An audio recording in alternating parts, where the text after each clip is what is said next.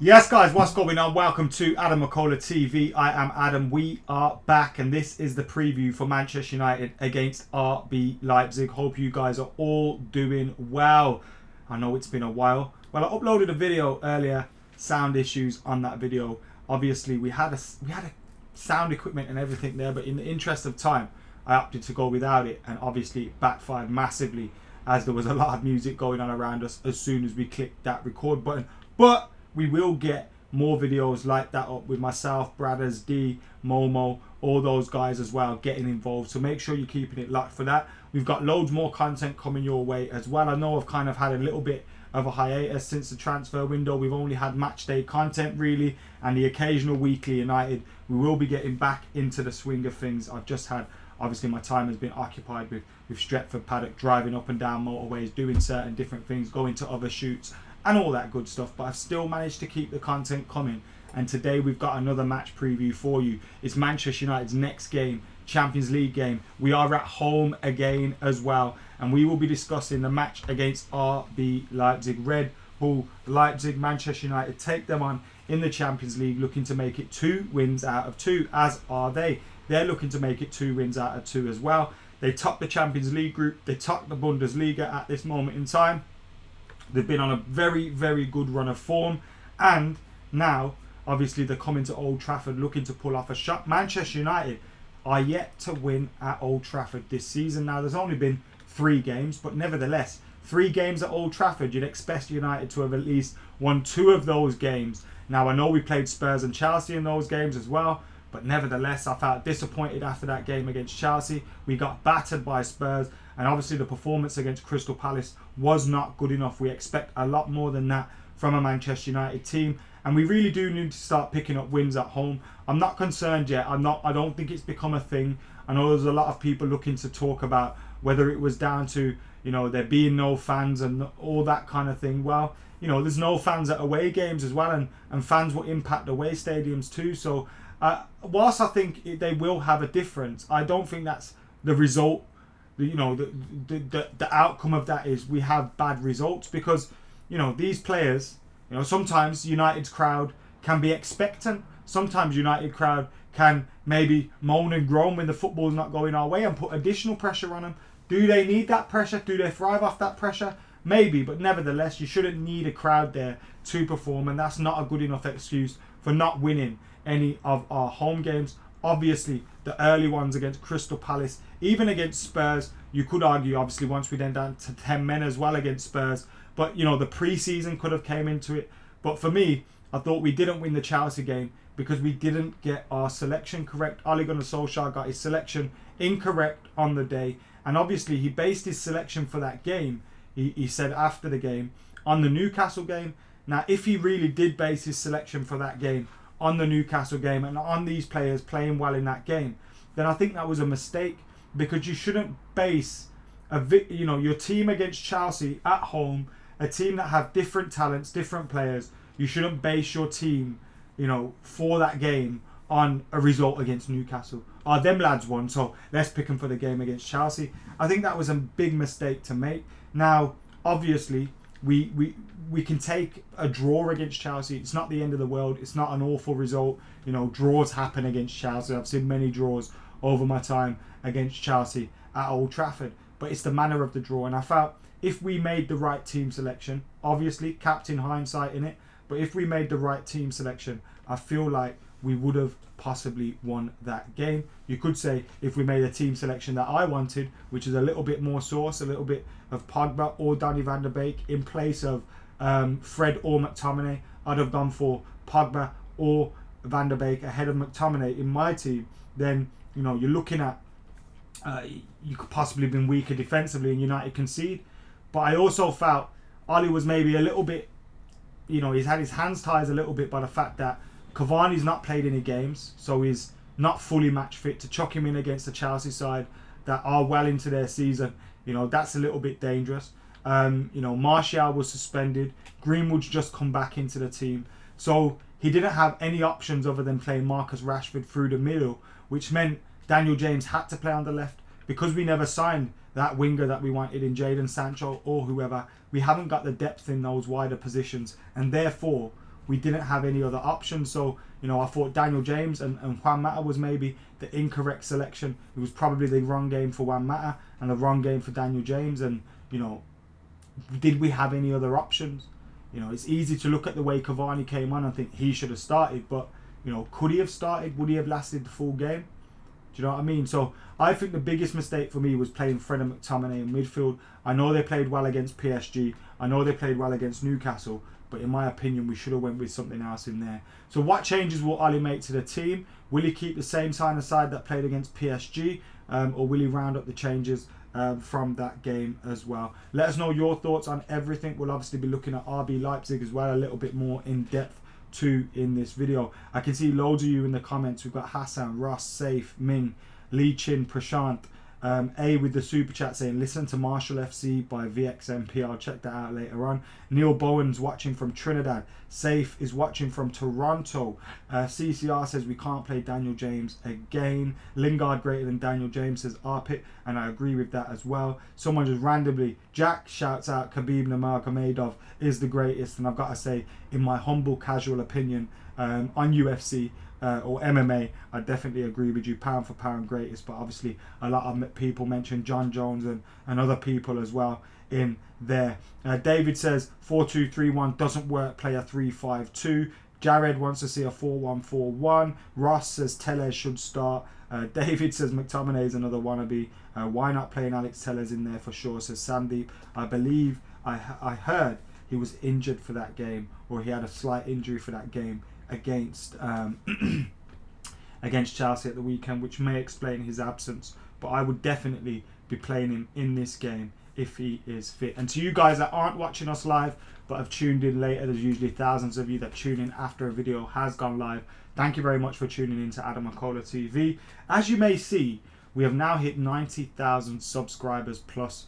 So first off, thank you to all of you that subscribe to AdamMcKola TV. Thank you to you guys that have joined as members as well. I know a few of you have dropped off on the membership. That's absolutely fine. To you guys that are still there, thank you very much. If you can join, click that join button. But to everyone that's been subscribing, thank you very much. And of course, if you haven't subscribed, then please hit that subscribe button. We can get that plaque on the back of the wall. We're now just under 10,000 subscribers away from hitting 100,000 subscribers now. I've got over 500,000 on obviously my other channel, Stretford Paddock, but let's hit 100k on my personal channel. Come on, get hitting that subscribe button, get liking, commenting, sharing, and all that good stuff as well. Aaron Gooden's in the house, Lee Faulkner's in the house saying Facundo Pellistri should have played. Dan James is rubbish. Now I don't want to go too hard in on Daniel James. I don't think he's good enough to be starting for Manchester United, to be totally honest with you, but maybe that is an option that will come later on into the season. We're still very, very early in. And what frustrated me about, you know, that game against Chelsea, and even for this game against Leipzig, like, if we had made that signing of Cavani even a little bit earlier on, you know, Alex Telles, those guys would have been settled into the team now. Cavani could have started against Chelsea. Then Daniel James don't even have to start, because you play, you know, Marcus Rashford out on the left. Or Daniel James does start, but starts on the right. Like, the fact that those signings came late fucked up United. And, you know, those 2 points against Chelsea could be crucial come the end of the season. So, I think, you know, we missed a massive trick there, not getting our deals done. We all know the problems that come from it. But that's just, I'm just highlighting there, like, just a simple change that we could have made to that team that would have made us more effective in that game. Rashford on the left, Cavani through the middle, could have been done if we had signed Cavani on a free fucking transfer 2 weeks, a month earlier. But no, we didn't. There was obviously a lot of talk about Donny van der Beek as well after that game. Now you'll see my predicted 11 soon. I'm not panicking about Donny van der Beek's lack of appearance against Chelsea. Look, he's appeared in a lot of games this season. He's not started a lot of games, and United players, fans rather, want to see him start games. Now, for me, he wasn't in my predicted 11 against Chelsea, so I'm not going to complain about him not starting that game. Do you know what I mean? I didn't even think he would start, so why should I expect him to start? I was surprised to see him not come off the bench, because the game was crying out for someone like that. Even if you put him in Juan Mata or Daniel James's position, just the positions that he occupies, you know, on the field, the passing that he has, the ability to link up play. It would have brought a little bit something different to Manchester United. But we also saw Paul Pogba come off the bench. And if Donny van der Beek is to start, to all these people that are crying out that Donny van der Beek's not starting, whilst I think in this game he could have started ahead of McTominay, but I would have played Pogba anyway. But, you know, you could argue that. Where is it, you know, are we going to start him over Bruno? Are we going to start him over Pogba in the games that those have started? You would have complained if those two players were on the bench. So I kind of get it that he hasn't started a lot of fixtures, but I do want to see him come into getting more game time soon. And I think he will. We've got to realise as well, Donny van der Beek's season in the Eredivisie it ended in March. Their season didn't recommence. So he had no football apart from the Nations League games. No football from March up until joining United. And then he had that Villa game. And then he's had he scored against Palace, I know, and he's looked bright. But maybe he's not fit enough to start a game. Like, we don't know the ins and outs of it. Maybe Oli didn't want to, you know, play him in a Chelsea game. We concede a goal. You don't know. So, I would have played him off the bench against Chelsea. I would have. And I want to see him play more. And I think he's played well whenever he has done. But I'm not panicking about that yet. I see a lot of people panicking real quickly about Donny. Well, why did he even Evra? Why is Evra playing at like what? Why you feel like you were shit your first ever game? No one would have thought you would have become the left back you became for United. Yet you're judging someone after 6 games, 5-6 games in the league. Like, you're panicking already. The reason we bought him was so we had depth as well. Is we've got depth now. Now, just relax. He'll get game time. With the super chat says, I don't think Martial realises himself how good he is. He can do things our other forwards could only dream of. A joy to watch. Needs a goal ASAP. He's obviously been hampered by the fact that he was suspended. Well, it was his own fault, obviously, but nevertheless, he missed games through that suspension, which obviously doesn't help him in terms of scoring goals. But he misses that Arsenal game, the last game of his suspension. It'd be nice for him to get a goal against Leipzig. He's obviously got a little bit of a run now without goals. I think his all-round performances haven't been too bad. That's why I haven't been concerned. But he'll want to get a goal just to take that off his mind, get his first goal of the season and get underway. I still think he'll score over 20 plus goals this season and hopefully get towards that 25 goal mark. But I do think Anthony Martial, you know, a goal will be good against Leipzig, and I wouldn't back against him getting a goal in that game. Mohammed Rifai, thank you very much for your nice comment, mate. I appreciate your support. Ross in the house. Jack Lint is still in the house. David says 15th in the league. Sorry, but not good enough. We are. Thanks for getting involved, Dave. I think we win our game in hand. We're joint in 4th. 3 points off top spot. Now, I'm not happy with the start to the season. You know, you look at that Palace game, the Chelsea game, the Spurs game. Should have been doing better in those games. But on the flip side, you know, I don't think it's as bad as the table suggests, especially we started a season later. So there you go. Mohammed believes we'll do good this season. We are moving in the right direction. So let's get stuck into the predicted teams and all that jazz. This is my predicted team. And let me move my face out of the way. My predicted team, I've gone with a resting for Bruno Fernandes. Not a dropping, resting. I've gone with David De Gea in goal. Aaron Wan-Bissaka, who I think's form has taken a massive little bit, it's gone up, and it goal against Newcastle, couple clean sheets. He's doing well at the moment, so I've been impressed with his form. Harry Maguire and Axel Tuanzebe. Now, me personally, I'd play Lindelof and Tuanzebe because on form, I think they're both the best defenders. But I think Maguire will play, and I think we'll see Tuanzebe come back in. Providing there's no injury for Alex Telles, I'd go with Alex Telles. Then I'd go with Fred, Pogba and Donny van der Beek in the middle. So that's the midfield 3 that I'd go with. Or in a 4-2-3-1 or a 4-3-3 with Van der Beek, Pogba and Fred. I think Fred could do that, you know, the recovering, getting the ball, recovering it, getting it onto Pogba. he can link up with Van der Beek and bring the likes of Rashford, Greenwood and Martial into the team. Obviously, these are kind of games you'd be looking at Cavani possibly starting as well, getting involved. If Anthony Martial had been involved in, Premier League games, you could argue for that rotation. But obviously, with Martial not being involved, you need to get him some minutes into his legs. And I'd go with Anthony Martial up top, Cavani coming off the bench. But get Rashford, Martial, Greenwood in that front three. Fred, Van der Beek, Pogba in the midfield three. I think that's a really good midfield three. Telles, Tuanzebe, Maguire, Wan-Bissaka and David De Gea in goal. Ross says, I'm happy with that selection. Bruno looked tired second half against Chelsea, says Mohammed. Bruno in and Donny in place of Greenwood, says Rajnish. Henderson should start, says Lee Chin. Rajnish also says, please start with Donny van der Beek. Uvia says, I agree. You should rest Bruno on Wednesday and start Donny, top team mate. Now there's a class first team selection, says David. So a lot of you guys agreeing with the team selection or just making slight alterations to it. Clinton thinks it's a guarantee that Dean Henderson and Edinson Cavani start. The only way I see Edinson Cavani start is if we go with a 3-4-1-2 or a 3-5-2 or 5-3-2, whatever you want to call it. But that's the only way I see Cavani starting. Martial's guaranteed to start in this game, I think. Because of the simple fact he's been suspended for the last game, suspended for the next game, and he also missed that Newcastle game. So unless we play with two up top, I think it will be Martial that starts up top.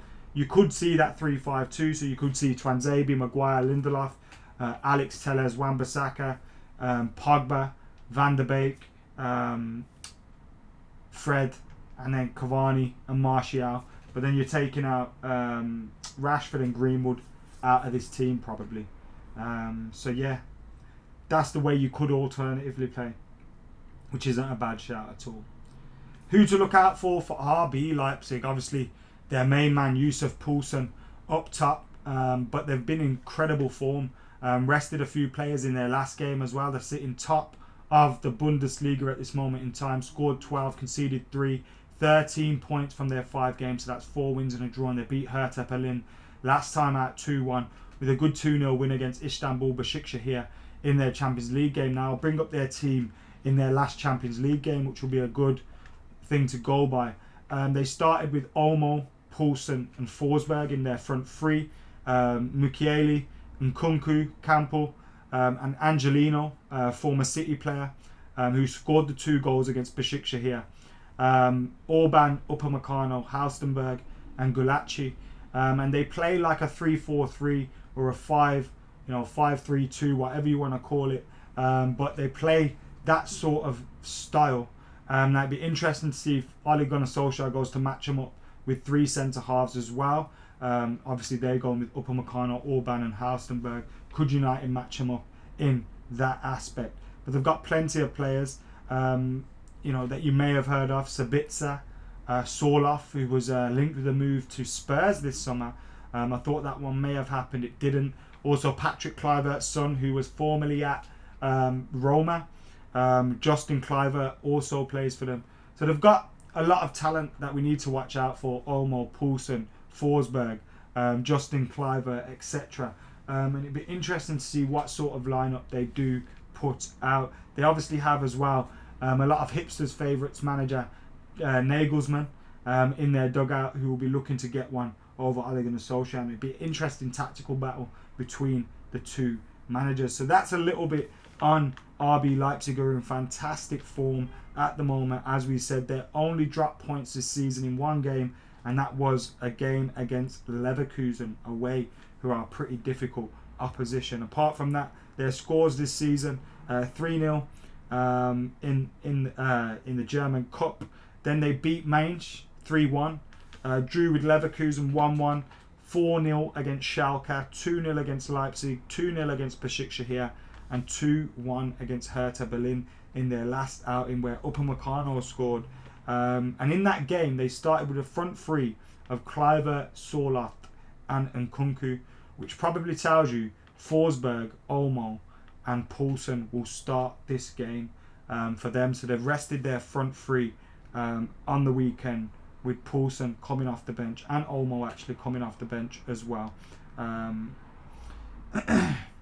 They conceded early in that game, but came back to win it. So that's a little bit on RB Leipzig. Looking forward to seeing how the game goes down. It's an interesting Champions League tie, isn't it?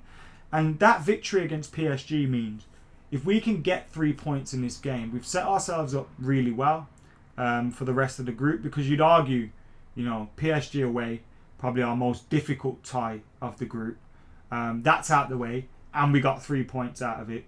RB Leipzig away, our most second difficult tie in the group. That's later on. That's our, I think, match day 5. That one is. And if we beat RB Leipzig in this game, get 6 points out of 6, and then do what we need to do against Istanbul, which will be, massive favourites for in the double header, we could be more or less through, confirmed, by the time we play RB Leipzig and PSG. But what we don't want to be doing is dropping any unnecessary points. Our poor home form continues, and then those bonus points, if you want to say, from the PSG game, we kind of like, they just level themselves out. Because if we beat Leipzig, we'll be fully massive confidence. You'd expect us to beat Istanbul then, and if you beat them twice, fucking happy days, we're through. Even if you get 4 points out of 6, you're more or less through. So I think it's massive for us to go out there and get a result. And I know I've not picked Bruno Fernandes in this team, but I think Van der Beek coming in was for this exact reason, to be able to give him a night off and play still a very strong midfield, whether you bring in a McTominay or a Matic for Fred maybe, but Van der Beek, Pogba, that's a solid midfield. Rashford, Greenwood, Marshall, that's more than enough to win any game, and you can even have him on the bench for that. Ross says, I like your selection. I'm concerned about Rashford. Could he do with a rest? Maybe, but he's not the kind of player that would want to rest, is he? So I'm not sure if he will be rested for this game. But yeah, that's my team selection. Those are my thoughts. What are your score predictions for this game? Get your thoughts in the comments below. If we can beat Leipzig, it would be inflicting their first defeat of the season, which will be a good result for us. United, if we win, it will be our first home win of the season. So maybe the form guide says United won't be winning this game. But I am feeling quietly confident that Manchester United can get a victory in this one.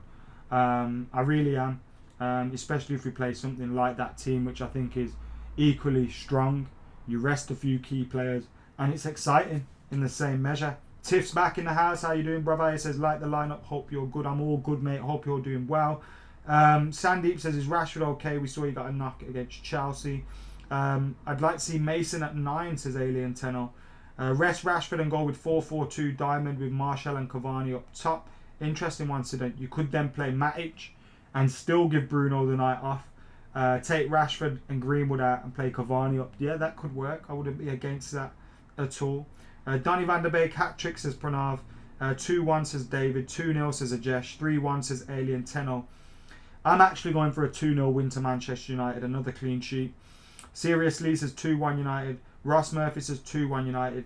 He says, seriously, saying we've got to win at home at some point. I agree, and I think Anthony Martial is going to score as well. The champion doesn't think anybody's going to score, and he thinks it's going to be another 0-0 at Old Trafford after the 0-0 against Chelsea at the weekend.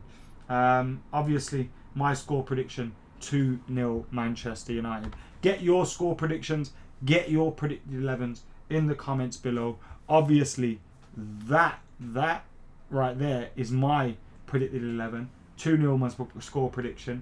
You lot have been legends for tuning in.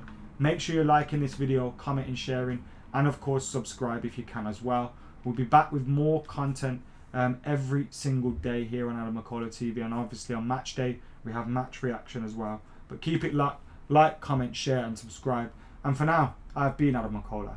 I'm out of here.